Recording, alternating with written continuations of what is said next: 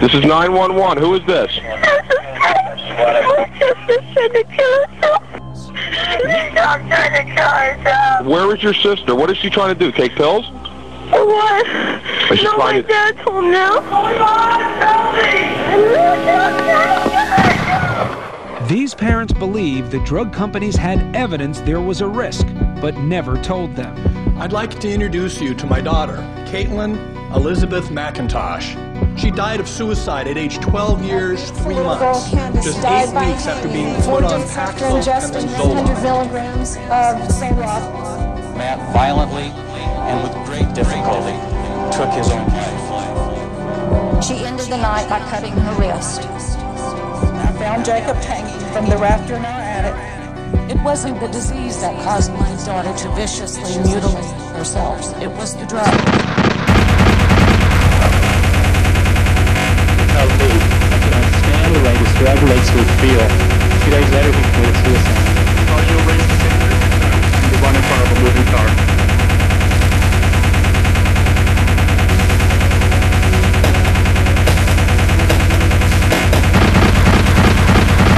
Our daughter Julie had been accepted out of college and scored 1,300 in her SATs several weeks before her death. Instead of picking out colleges with our daughter, my wife and I had to pick out a cemetery plot for her. Instead of looking forward to visiting Julie at school, we now visit her grave.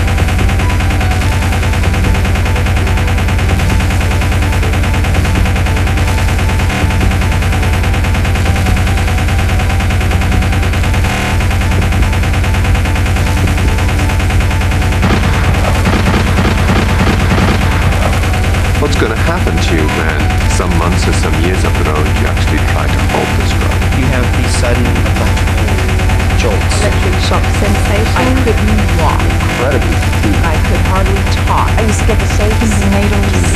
Extreme vertigo. I fainted a couple of times. Chest pains. I couldn't sleep. Stomach spasms. Migraine headache. The nervousness. Racing thoughts. Anxiety attacks. Heightened emotional sensitivity. Crying spells. I was very painful. I was in actual physical pain from these zaps. I mean, they just go through your whole body.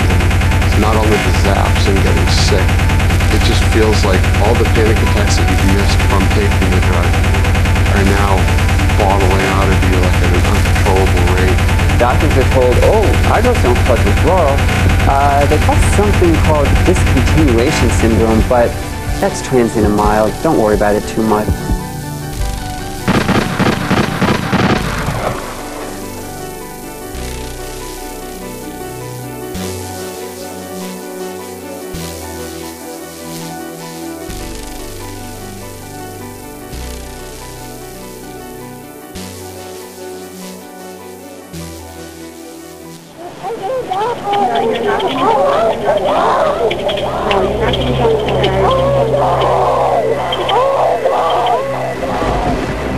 Would you people put your children on this drug? Would you take it yourselves? Would you take it yourselves?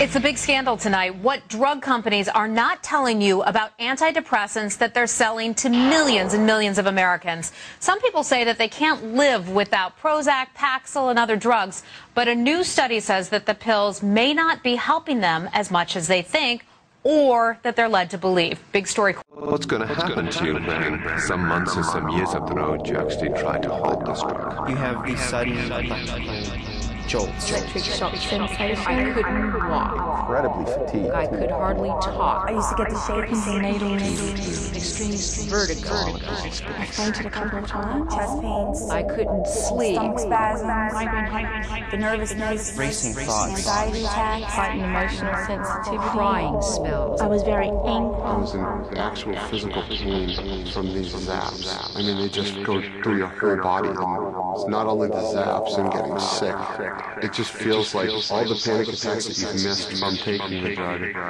are now bottling out of you like at an uncontrollable rate. Doctors are told, drugs don't cause withdrawal. They cause something called discontinuation syndrome, but that's transient and mild. Don't worry about it too much. The disease that caused my daughter to viciously mutilate herself. It was the drug. These parents believed the drug companies had evidence there was a risk, but never told them.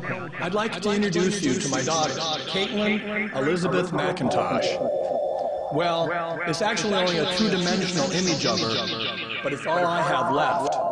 She died of suicide at age 12 years, 3 months, just 8 weeks after being put on Paxil and then Zoloft. Our daughter Julie had been excited about college and scored 1,300 in her SAT several weeks before her death. Instead of picking out colleges for our daughter, my wife and I had to pick out a cemetery plot for her. Instead of looking forward to visiting Julie at school, we now visit her grave. On September 9, 2001, in a state of confusion and hopelessness, I put a .38 special Smith & Wesson revolver under my chin and pulled the trigger. I went from being a shy and mildly depressed but never suicidal kid to being overcome with thoughts of hurting and killing myself while on the SSRI drugs. Thoughts which I acted on. He told me, I cannot stand the way this drug makes me feel. 2 days later, he committed suicide.